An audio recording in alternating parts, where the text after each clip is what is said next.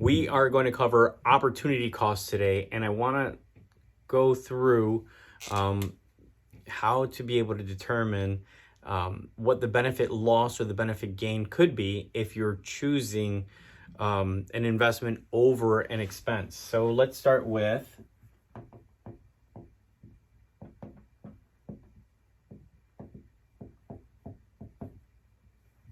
opportunity cost is the missed benefit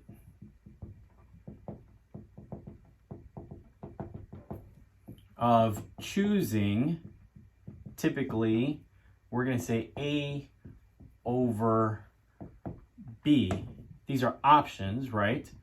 Option A over B. And in this instance, A is an expense versus B being an investment. So for this exercise, there are going to be two calculators. In the first calculator, we need to build our numbers together from our scenario, and then we'll have what we need to plug into the calculator. So let's build that up first. The example I want to use is if you were to go out and buy lunch. So if you wanted to buy lunch, you're going out with coworkers or with friends, and the first step is going to be how much are you spending per visit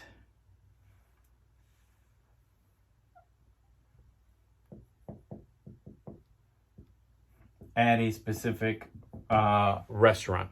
So per visit, let's say it's $10 for a sandwich and a Coke. And on average, how many visits?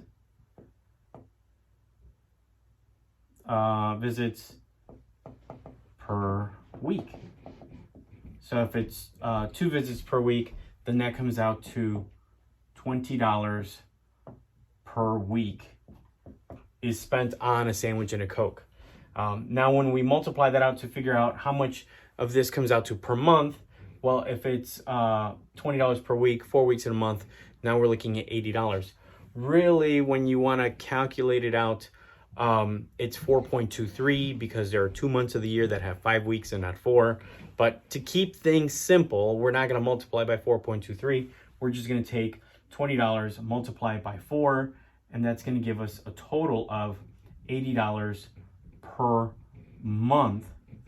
Okay, is hanging out with a friend or coworker, and we're putting $8 into our regular living expense. The alternative, and what I want to be able to determine and show you, is what impact this $80 per month would have if you were to invest it for a short period of time. Not even a long period of time, but a short period of time early on. So let's see what that looks like. The link for the first calculator is going to ask you, let me see if I can break this down. I've got a printout here. So it asks for your investment goal.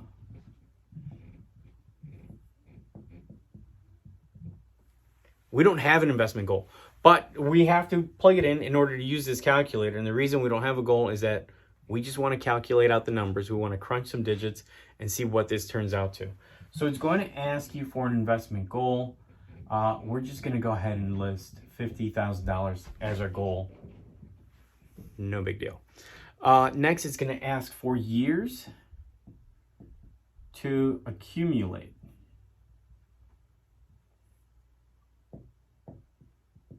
Okay, and I'm going to propose that you do this contribution phase, this $80 per month instead of a sandwich and a Coke.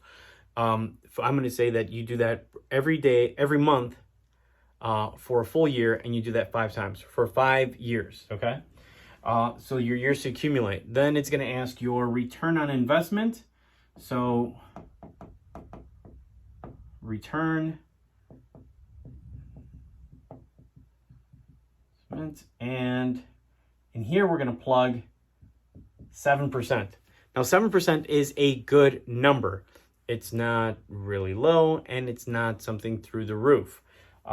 If you put your money into an index fund, then you should definitely be able to pick up a 7% return over time. And then it asks for a periodic contribution. This calculator forces us to put in a periodic, no, actually, this is what we want. The periodic contribution is what we're going to be able to continue to add and contribute into this investment. And we're going to do this every month. So we're going to put in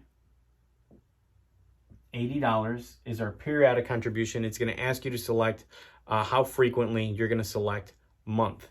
What I missed here is, let's see, right here, it's going to ask for your starting. Okay, starting or initial investment, which is your starting point. So it'll ask for your initial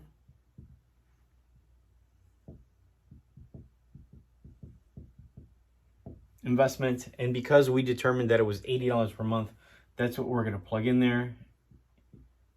$80. Then it'll ask for the return on investment. It's going to ask for your periodic contribution, and then how often do we want this to be compounded, the interest to be compounded on our earnings, and we're going to pick yearly or annually. So what does that give us? If we start with $80 and then we add $80 every month, and we do this for a length of time of 5 years, the calculator says that we end up with $5,808. Now, the example that comes to mind is when Warren Buffett talks about not wanting to get a $3,000 haircut. Naturally, and of course, he would not spend $300,000 on a haircut. But what he's alluding to, what he's specifically talking about, is the ability of his ability to use time and compounding interest to make his money grow. So whereas his haircut may cost him $25 today, but he knows through the power of compounding in time that he's going to be able to make it grow even further. So he doesn't look at an expense with the cost of it being in today's value. He looks at it costing him with a future value. So if I have $80 to spend this month on sandwiches and Coca-Cola, he would be looking at it, Warren would be looking at it differently, and he'd say, well, that $80,000 in 5 years, I can make it $5,800. And that's a pretty big jump. That's a really big jump. So if you did this, and I'm proposing that you would do this at a time where you have money you don't need, because $80 per month is not going to break anybody's budget, but $80 per month on a 5-year window would be fantastic. If you were able to do this while you still have a roof over your head, because mom and dad are providing that for you, and you have food on the table because mom and dad are providing it for you, and you have 5 years of doing this before you, let's say, leave to college. So if you made this contribution leading up to then, and on the day before you leave to your university or school, you make this deposit into a retirement account, and you set it in there, and you're not going to return to it for, if you're going at 18, then for 48 years. So not until you're 66 will you see this money. But you've dropped it in there, never to add any additional money. You've already gone through your contribution phase. Now we're just going to set it and forget it. That's what the second calculator is for. And let's see what happens with the second calculator.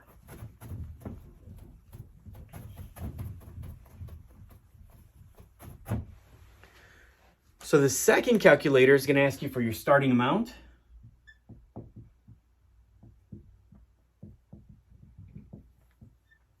We know what that is, 5,808.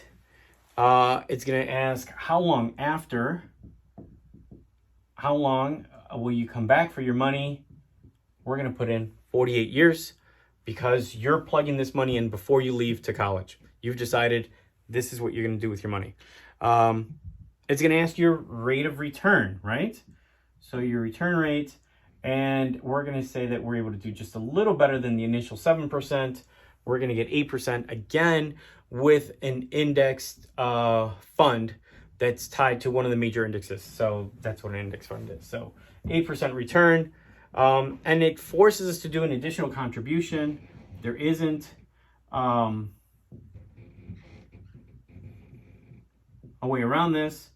So in order to keep this simple, instead of saying that you're going to continue to contribute, we're done with the contribution phase, we're going to put $1 and say you're going to contribute that annually. So $1 per year. Again, that's not going to break anybody's bank. So if you put in $5,800 and you walk away entirely from this and you don't come back into your retirement age, so think of this, before you left to college, you deposited these funds, never to put any more money into it again. The beautiful thing is that you'll graduate from college, you'll get a job, you'll have a career, a profession, you'll make a ton of money, hopefully. But before any of that happened, you planted this seed right here. So at a compounding rate of 8% over 48 years, your ending balance is $234,033.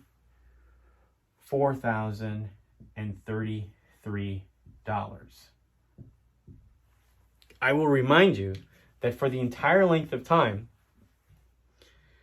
that it was in this account, you did not add any additional money. I mean, technically we did. We said we were going to add $1 every year. So technically we added an additional $48 to get to this number. But this is what happens when you have the value of time. Time is what allows you to have the ability to put in a much smaller amount. And we didn't start with $5,000, did we? How much did we start with? Do you remember? It was a sandwich and a Coke. That was $10 per visit. And it was 2 visits per week. It turned out to be $80 per month. So if we have time, as little as $80 per month for 5 years, contributing into an account could roll into $234,000. Now, will that be all you need to retire? Will that pay and cover all of your bills and your expenses? Most likely not. Okay. But what I'm trying to show you in the importance and the value is that this small amount of money was able to escalate and grow into a substantial amount of money. So when you do graduate college and you do get a job where you're making and you're earning good money, before you have a family, before you're married, you have a greater ability to contribute and pump money into retirement, to pump money into this thing, so that when you know that you are going to start a family and you're going to have less available cash to yourself, you don't feel bad for maybe contributing less into your 401k or putting less money aside into your retirement because you had a big accumulation phase. You graduated at 21 and you decided that from 21 to the age of 30, you're going to pound as much as you can into paying down your student loans and also putting money into retirement before you have any big responsibilities, because you've decided that between the age of 30 and 50, any extra money you have is going to go towards your family and paying for their college or their private school, vacations, building a home, whatever that is. But you found a way to have not only this contribution phase, but an additional contribution phase of 9 years between the ages of 21 and 30. And while you were contributing, while you were pumping money in, you're putting a whole lot more because you're grown now than the initial 5,800. So that takes you into it propels you into a different place. And it also transforms you from someone that is going to have plenty of security because they've planted these seeds into their retirement account before their family arrived, before they've gotten married, before they started having children, all of that. You've planted and you've prepared and you've done that part. Versus the inverted way where most people do is that they start a family. Before they start a family, they make money and spend it just as fast as it comes. And then they start a family and they're in debt, and starting the family pushes them into more debt. So they don't have a savings. And then now their kids are now going to high school or college. And now mom and dad are getting older and they're starting to figure out that at some point they're going to need to retire and they're going to have to put money into some type of an account to have a retirement fund. And that's when we don't have time anymore at that point. And the less time we have, the more expensive the contributions will have to be. The more time we have, the smaller the contributions need to be. And that's what I want to instilling you that the value of starting early will make a huge, huge difference. So not a $3,000 haircut, $300,000 haircut, but a sandwich and a Coke can turn into close to $250,000. That's what I'll leave you with.